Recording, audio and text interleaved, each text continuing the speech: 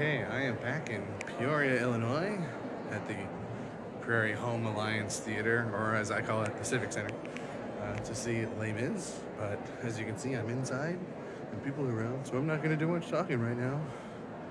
But I'm hoping I will enjoy this better than I did the movie. Can't be much worse. Okay, everyone. Les Mis. Um, I'm tempted to say buckle up because this is going to be a long one. But I imagine that probably nobody will watch this entire thing. So I'm going to kind of break it into discussions about the show and then a very long rant about the story. And this is the kind of thing that if I had people to talk about this stuff in person, I might not feel the need to make a video about it. But my brain is the special kind of broken that I feel the need to get my thoughts out there so that I can button it up and send it on its way. And this is the way that I do that. This show is not for me. And this is one of those cases where everything that was presented was well done. The acting was great. The singing was great. The music is great.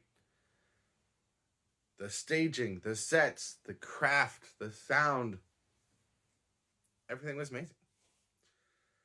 Obviously, this is top quality performance, and I'm glad I saw it.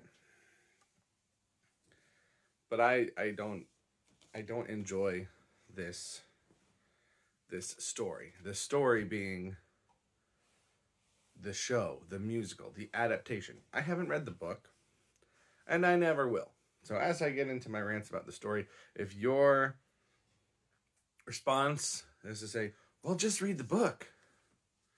If I have to do that, in my opinion, it's not a good adaptation. If an adaptation can't stand on its own without needing to see the source material, then it's not a good adaptation, in my opinion.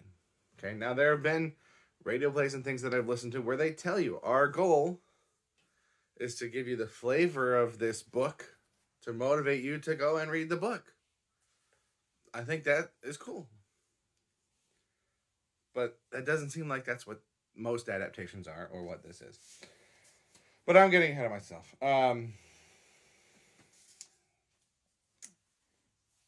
If I were to compare this to the movie, the singing was much better. But I thought Anne Hathaway's performance in the movie, specifically with I Dreamed a Dream, was much better than what I saw in the show. What I saw in the show was fine, but like I was expecting a showstopper. But it was fine. The showstopper for me in the show was On My Own, which I don't particularly remember having strong feelings about when watching the movie. But something about that actress's voice that really pulled some emotion out of me. In both the movie and the show, I feel like Do You Hear the People Sing was let down. I have heard that song performed in a way that moved me. And I feel like in neither version of the show that I've seen, the movie or the stage musical, neither of them feel like they do that song justice. And maybe I've just been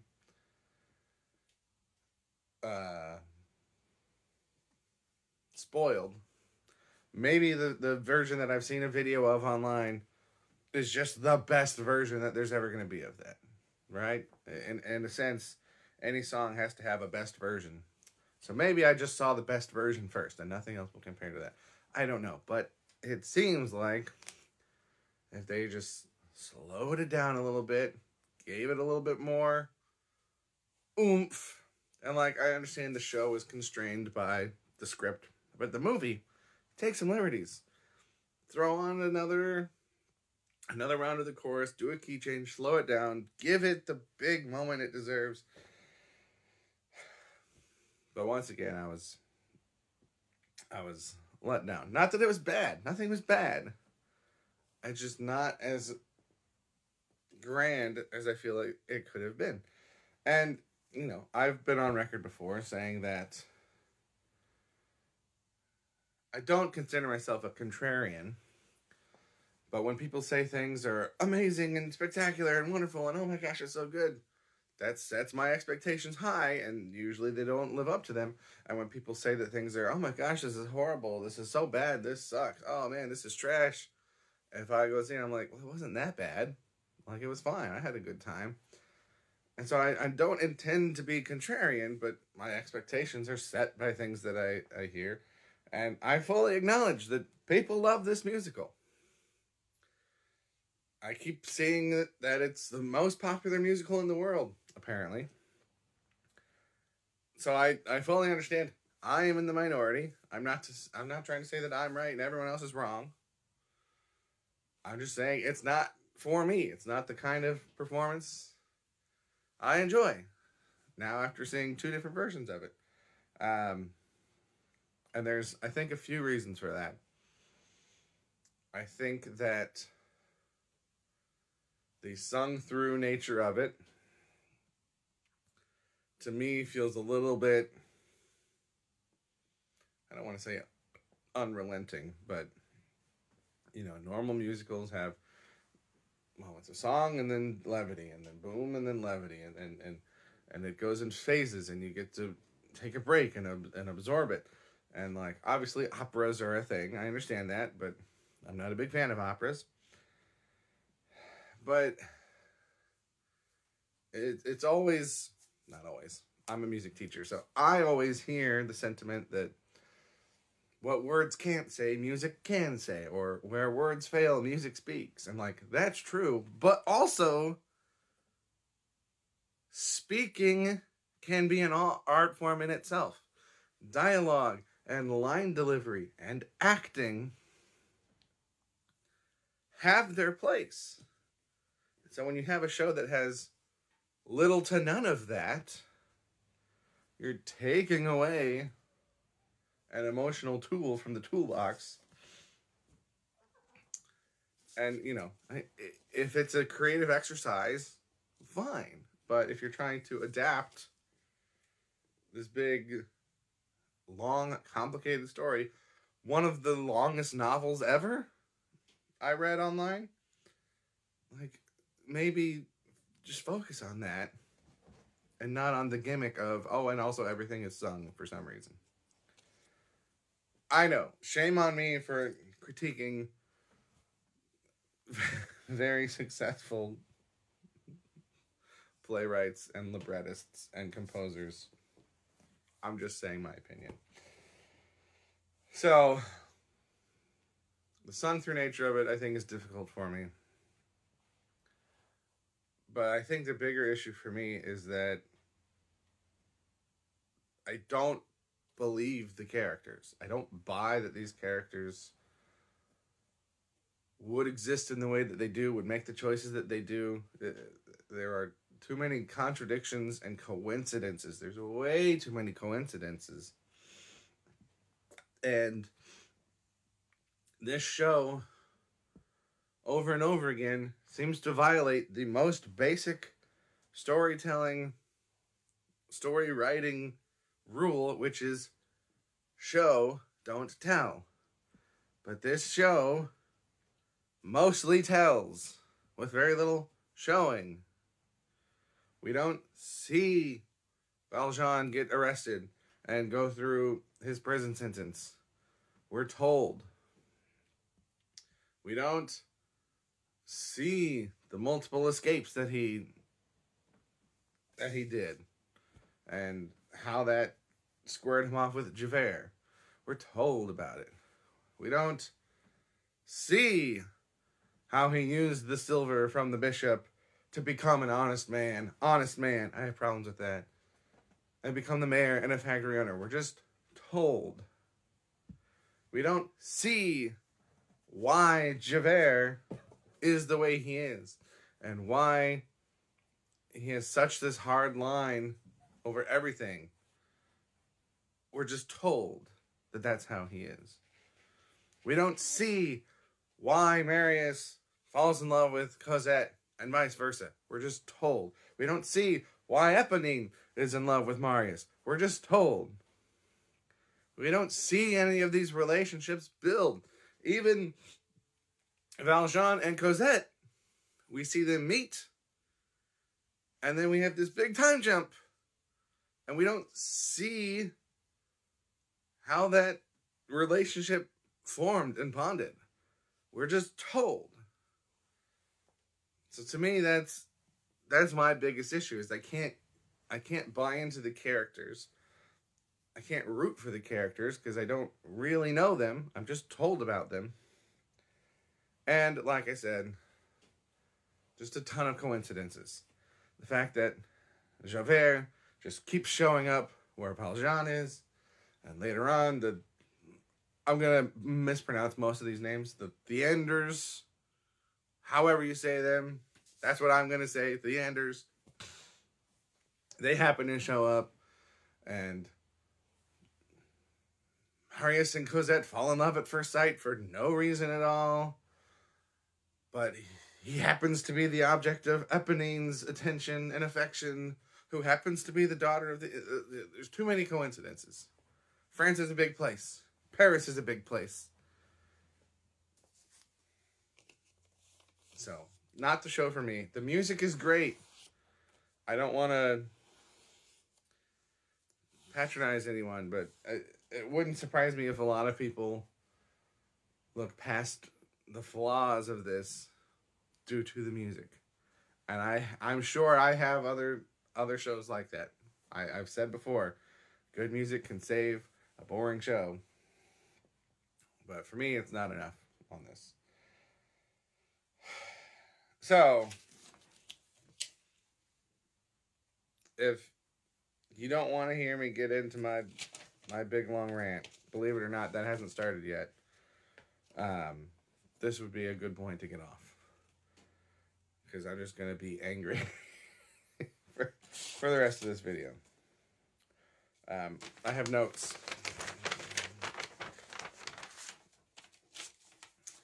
But I want to start by talking about Valjean and Javert. Valjean is supposed to be the protagonist. Supposed to be a good man. Supposed to be the character that we get behind and support and root for. But let's go through, in this show, some of the things that Valjean does. He attempts to escape prison. We don't see that. We're told that. But yet, other than that one mention, every time Valjean talks about serving 19 years, he says, 19 years for a loaf of bread. That's not what happened. Javert says that's not what happened. Now, I'm not here to get into a moral argument over whether 5 years for bread is justified. I don't think it is.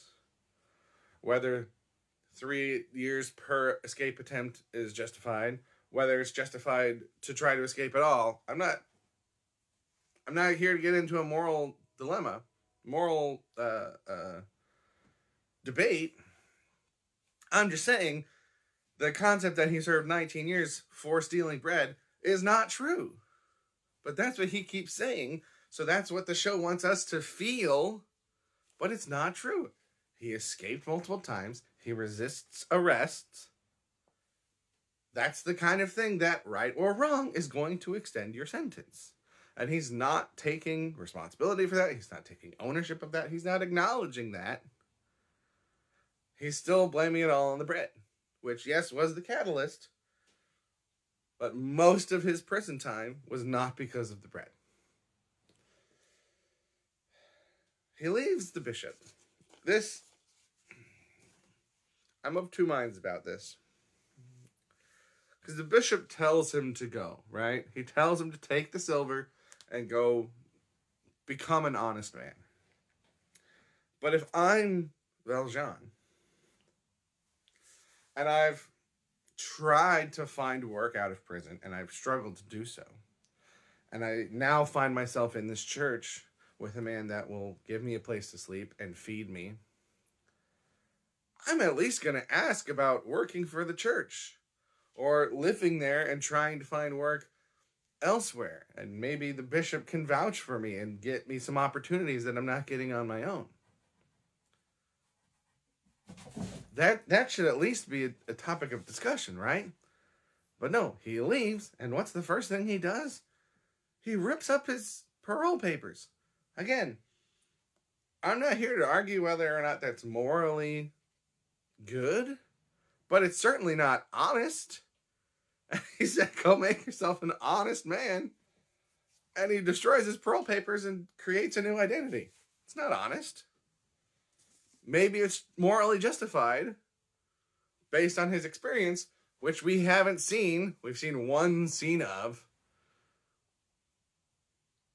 But I feel like he's got this opportunity with the church that isn't even acknowledged.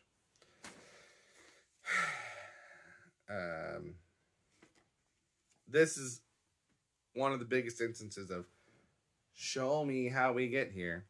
The next time we see him, he is the mayor and he owns a factory. How did either of those things happen? I understand he has silver, and so now he's at least somewhat wealthy. But what did he campaign for on mayor? What were his promises? What were his positions? Why did people elect him? This man that has no history, no background, came from nowhere, just showed up one day. How does the man like that get elected mayor? How and why does he decide to own a factory? Did he do that before becoming mayor? While becoming mayor? He seems like he's trying to be a good person and help those in need, but his foreman is a jerk. How do those things mesh together? Does he not know about it? Why doesn't he know about it? If he's truly this good person that people trust and admire, why have none of the factory workers told him about the foreman? Like, this is what happens when you skip over things. I don't understand. And if I don't understand, I can't get into it.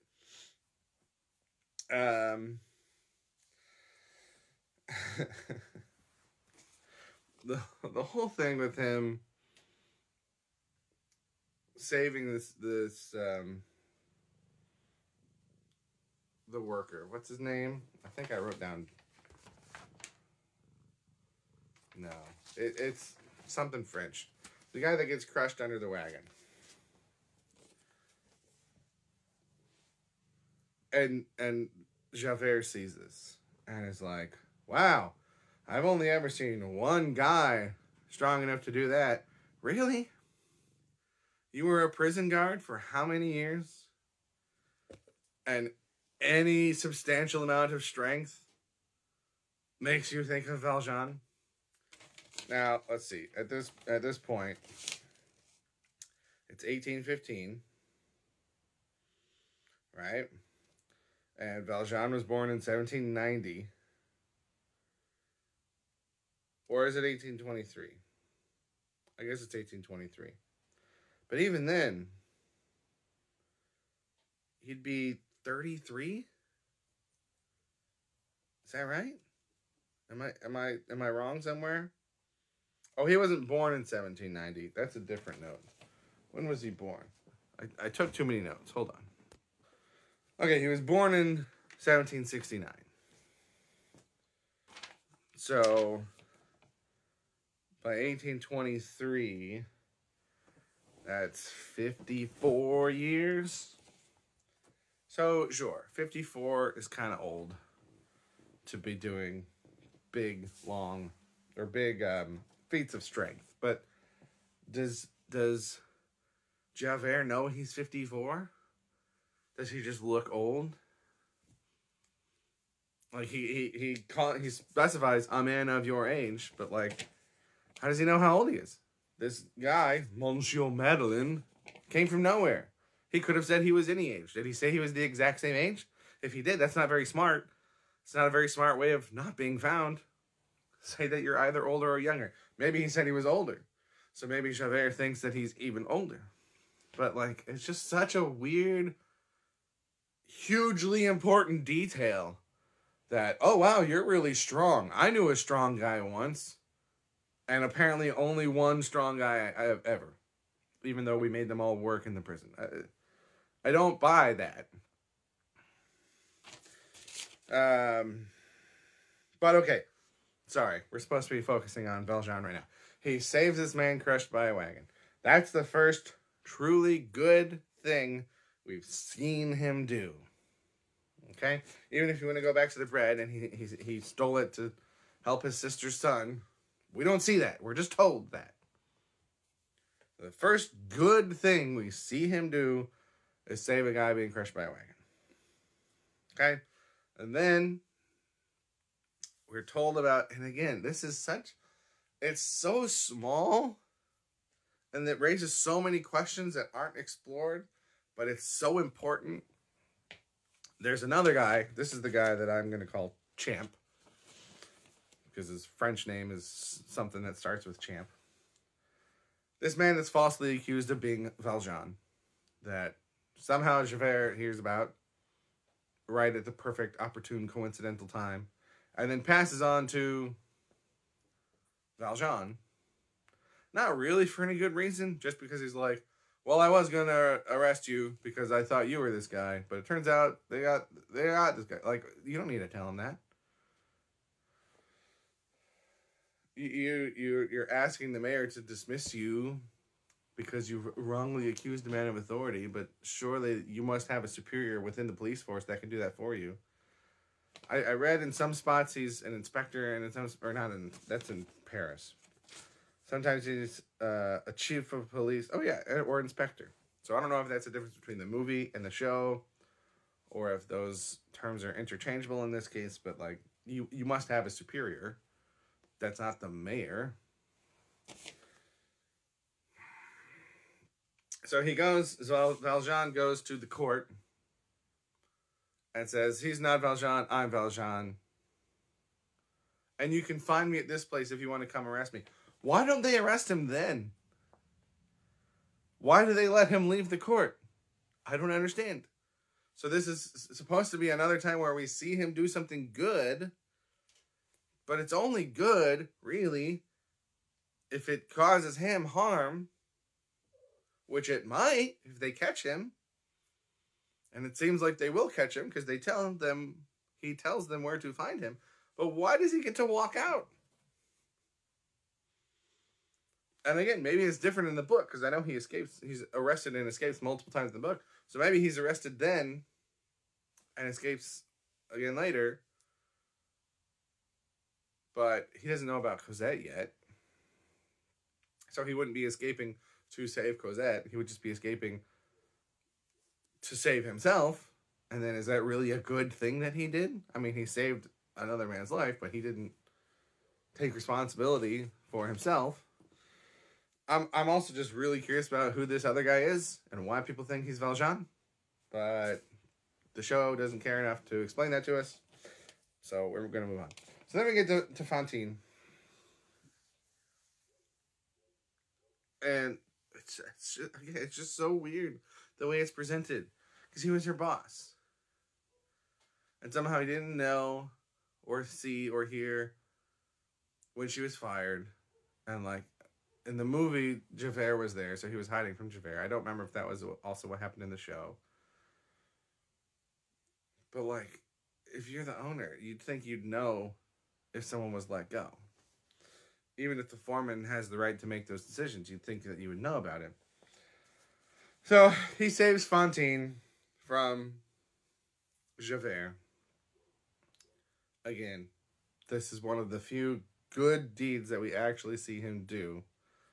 But it's mostly about his own guilt, because he recognizes her as one of his workers.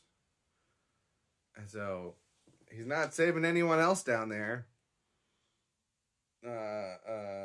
Any other of the lucky ladies. Just the one that he feels guilty about, because it's partially his fault that he allowed her to get fired.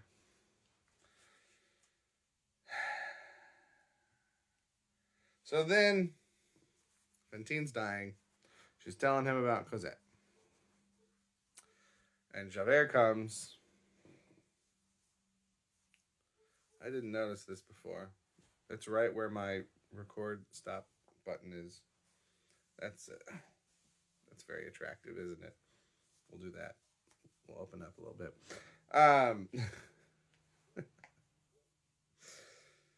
Javert finds him, wants to arrest him, and Valjean says, I gotta take care of this Cosette situation. Give me 3 days. And then after 3 days, I'll let you come take me. He's already said once at the courthouse, here's where you can find me. I'm leaving now. For some reason, you're all letting me leave now, but here's where you can find me if you want to arrest me. They come to arrest him, and now he's like, well, just give me 3 more days because of this Cosette situation. Couldn't he have just given some money to the people that worked in the hospital and was like, hey, you need to take care of this? So he keeps saying that he's willing to be arrested again, willing to be recaptured, but the stuff that he's doing, his actions do not show that. So he goes and gets Cosette. And then, wouldn't you know it, he doesn't turn himself in after 3 days, like he said he would. Again, this is not a moral judgment. I'm not saying morally he should have. I'm just saying he's not an honest man that the show keeps telling us that he is. It's showing us that he's not.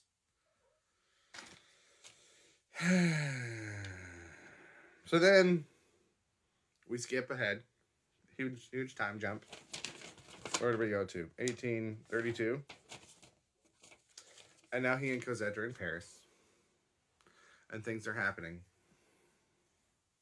And Jean Valjean's there again. Coincidentally, conveniently for the plot. As are the Thénardiers. I don't know how to say their name. Who I'm skipping over for now. But all these coincidences. And Marius and Eponine, and Marius loves Cosette for absolutely no reason. And Cosette loves him also, coincidentally, for absolutely no reason. So the Thénardiers come to rob his house. And he thinks Valjean is after him again. Because he kept lying to the police. And I mean, at this point, Cosette is an adult, right? And he's not told her what has happened in the past. And he decides that they're going to go to England. And despite her objections, he's like, no, you're going to come to England with me. Now, again, there's a difference between moral here and honest. Right? Because, like, morally, he wants to take care of her. He wants to protect her. He wants to make sure that she's cared for. He wants to honor his promise to Fantine. But he's not her father. He has no legal guardianship over her. And she's now an adult. He kidnaps her. That's what actually happens. He kidnaps her to take her to England with him. Because he's still running from his lies. Again, you could say it's morally justified that he wants to save her, especially if he thinks Javert is after him. But it's not honest. And they keep saying that he's honest, and he's not.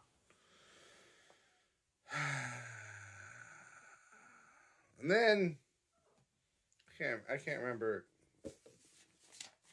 He goes back. I don't know if she ever gets to England or if they stop somewhere on the way, but he goes back to the barricade to get Marius. And they have captured Javert, who's posing as a spy, which seems like a weird choice for him, but we'll get to him later. And then they think that Valjean is also an enemy because he's wearing the enemy's uniform. And he's like, no, I'm good. I'm chill. I promise. And they're like, okay, here's a gun. And then he shoots a bad guy. And they're like, okay, you're cool. And then he's like, great. I'm going to ask you right away to let me go talk to that other spy. And it's like, why would they let him do that? Even if you think he's proved his loyalty to you, you don't think that maybe this guy that's a high-ranking official, maybe the soldiers determined that getting him back was of higher importance than this random sharpshooter that Valjean killed. But they're just like, yeah, go ahead. Do whatever you want. And absolutely none of us will come and watch and observe to make sure that you're not conspiring against us. That makes no sense. That's very convenient. And then he lets Javert free. Now again, my cat is trying to get into something she should not be getting into. I'm going to accidentally kick the tripod here. As I'm readjusting myself. Get down from there. You can't be there. Get down. Get down. Hey, come here. Come here. Come on. Come here. He sets Javert free. Which you could argue. No, stop it. Hold on. She's extra weird today. You could argue. Excuse me. You could argue that setting Javert free is the morally correct thing to do, rather than killing him. I would argue it's pretty dumb, because there is no reason to think that Javert won't immediately come back and start killing them. Right? Immediately go join the soldiers and tell them everything he knows from being back behind the barricade. How many people there are, how many munitions they have, what kind of viewpoints they can get. Like, there's no reason to believe he won't immediately go and do that. And the fact that he doesn't immediately go and do that is contradictory to his character. But fine. Even if you think freeing him is the morally... Which, by the way, it doesn't have to be one or another. It doesn't have to be free him or kill him. It could just be leave him bound up. And let the other people who are actually running this thing decide what to do with him. But no. He decides to set him free, even though that's the most dangerous option for everyone else there. And then lies about it by firing a fake shot so that everyone else thinks that he's killed Javert when he actually done it. When he actually hasn't. So again, possibly morally good, but not honest. And I know I sound like a broken record here, but the show keeps calling him honest. And he's not. And if you want him to be moral, then call him good or moral or something. But he's not honest. He's extremely dishonest. And then, fast forward, down through the sewers. And he's saving Marius, and Javert once again finds him. Now, this one might be less of a coincidence than all the others, because in this instance, Javert knows where he is and knows what's going on, but it does still seem a little bit coincidental that he's waiting for him as he gets out of the sewer. Is there only one way to get out? Because he knows he went down there, right? He goes back and sees the grate. But is there only one way out? Maybe. I don't know. Like I said, I'm willing to forgive that one. And then, what does Valjean do? Again, says, "Oh, just let me go just right now, because I got to take care of this guy. But I promise you can find me at this place and come arrest me later."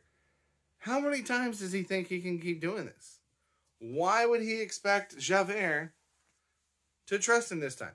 Yes, he let Javert go, but shockingly, that didn't have any negative repercussions for him. And then for some reason, Javert lets him go. Now, the show would like you to believe that it's because Javert was so touched by Valjean letting him go free. But, like, Valjean already didn't get him fired from the police force when Javert literally asked him to. So he already knows that he's capable of mercy and is not vengeful. Now, sure, sparing your life is a lot higher stakes than sparing your job. But still, he acts like he suddenly sees this mercy out of nowhere. But it's not out of nowhere. He has seen it before. And the fact that he so suddenly does this quick big 180 for people that are traitors, right? Again, you could argue they're morally right. I think history would. But they are technically traitors. And all this dude has cared about this whole time has been the law. And he even said, like, just because you set me free now, I'm still going to come after you. And he went to go find him, but now, suddenly, he's just like, okay, never mind, I changed my mind, you can go. And again, it's not like he had to choose between letting them go or killing them. He could have still just captured them. Javert wasn't going to get away very quickly with Marius on his back. But, like, the show just keeps setting up these false binary choices that don't make sense. So that's Valjean.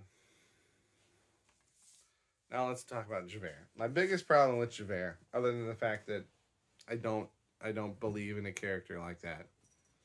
That's so solidly this, and then, oh, never mind. The opposite. Other than that,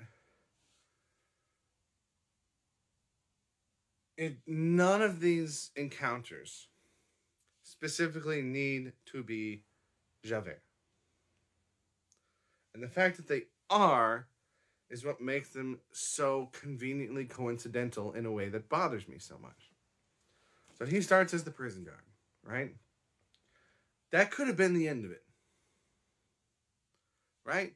And Valjean is released and then breaks his parole. And now the entire law system is like, hey, this guy has broken his parole. Everyone be on the lookout for him. Right? And then from then on, Javert could have been any cop that knew about it and wanted to bring Valjean in. Right? So, I wrote, apparently Valjean is the only strong man he ever seen. We already talked about that. I mean, he doesn't know how heavy that carriage is. What's in it? We don't know. It's not like he's picking it up above his head. He's just pivoting it. Anyway, I already talked about that. My next note is Javert on duty 24/7? Because the scene with Fantine is at night, clearly at night, after the working day. If Javert is the chief of police in this town, and we've already seen him being active during the day, does he not ever take any time off? It's not like that was a situation important enough to call in the inspector after hours to have him come down. He's just patrolling. Does he do that all the time? Could have been any cop that wanted to take Fantine in. And Javert goes against them. Or not Javert. Valjean. I hate these names. Valjean goes against him and says, no, I'm going to take her to a hospital. And then the angry cop goes and reports to the chief of police, who doesn't have to be Javert, right? The chief of police could just be like, oh, that's a problem. We got to go get this guy. But no. They make it Javert. And then, once again, huge reassignment. Now to Paris. So he's gone from prison guard to a chief of police in a small town to something in Paris. Very conveniently following Valjean. But as far as we're shown, and I don't even think they mention it, but maybe I missed it because when everything is sung, sometimes I don't hear every line. From what we're shown, he's not actively trying to follow Valjean. He just keeps happening to be in the same spot as him. And is like, oh, that's Jean Valjean. It would be less coincidental if it were clear that he is actively looking for him and trying to find clues and getting rumors and having informants. And so he's intentionally trying to get to these different places, trying to get reassigned, even if he gets demoted in rank, because he's so obsessed with Valjean. That would make more sense. But that's not what happens. He just keeps happening to get reassigned to where Valjean happens to be. I find it's extremely lazy storytelling. And I know. Victor Hugo. Hugely successful, widely admired author. And I dare to call his storyline lazy, his writing lazy. I don't know. I haven't read the book. I'm just telling you what I've seen from the show. This is very lazy. Marius and Cosette fall in love for absolutely no reason. Then we get the scene with the Xanadiers. I don't know how to say their name. And he saves Valjean, not knowing it's Valjean. Goes and talks with the Thénardiers. And then Valjean leaves with Cosette. And he's like, oh, this guy that I thought I was helping out left when he heard my name. It must be Jean Valjean. Maybe it's just anyone that doesn't want to deal with the police. Which is most people. Like, it must be the same guy again. Why? Why would that even come to mind? It's been 9 years. Again, if he's actively trying to find him and has detectives out looking for him and is following rumors and has reason to believe that he's there, then it makes sense. But none of that is happening. And he's just like, huh, this guy didn't want to be questioned by the police. It must be Jean Valjean. And there was a girl with him. It must be that same girl that... How long ago? 17 years ago. He went and got from this other town. Like, it's so stupid. How conveniently coincidental it is that he correctly assumed. How many other situations has Javert been in where something completely normal happens, like a man showing strength, or a man not wanting to talk to the police, and he's like, that must be Jean Valjean! And then it's not. And then he's like, oh. And then another thing happens. That must be Jean Valjean! Like, we only see the times when it is Jean Valjean, but based on how stupid it is, that must be happening all the time. All his underlings are probably like, oh my gosh, this guy will not shut up about Jean Valjean. Like, the dude's probably dead. Get over it. What? That must be Jean... I'm losing my decorum. All right? I'm trying to say my thoughts and my opinions with as much respect to Victor Hugo and the source material and the people that like this show as I can, but I truly don't think it's very good. He pretends to be a rebel, right? That, to me, seems completely out of character for someone that's like, no, we follow the law all the time, but I'm gonna go pretend to be a rebel so that I can be sneaky. He's not. We've never seen him be sneaky in any other instance. He's very direct. He tells Valjean, if you let me go, I'm going to come back and get you again. He doesn't try and sugarcoat things. It's very out of character from what we've seen in the show for him to pretend to be a spy. And then he leaves. He's in with them. He's like, I'm going to go get information. He leaves. And he comes back alone. Why not tell 5 other soldiers, like, hey, guys, pretend to be rebels and we can just go in there and take care of them all. If you're going to be deceitful, do that. But no, he just comes back alone, which makes no sense. And then when Valjean sets him free, he doesn't immediately go to the soldiers and be like, hey, by the way, here are the weak points, and there's only this many guys, so just rush them and we'll be good. Then he suddenly has sympathy for traitors, which makes no sense. And then he kills himself, which makes no sense. So that's Javert. I gotta hurry up because I don't know if TikTok lets you post videos over an hour. Things that I think are missing from the story. Again, I don't know what's in the book. I'm just talking about the show. Of the story that's presented in the show, there are things that are missing. Cosette growing up. How does that work? What does Valjean tell her? Why does he feel the need to hide things from her? Why does she become such a mostly normal person, except for the fact that she falls in love with Marius for no apparent reason? How does Eponine, going from living with the Thénardiers and being a brat as a kid, go to someone honest and noble and willing to sacrifice herself for a man that she loves that doesn't even care about her? Like, those are interesting characters that we just don't see. They're only used as plot devices.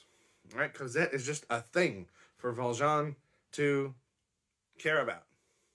And Eponine is just a thing, a method of communication between Marius and Cosette. She's basically a carrier pigeon.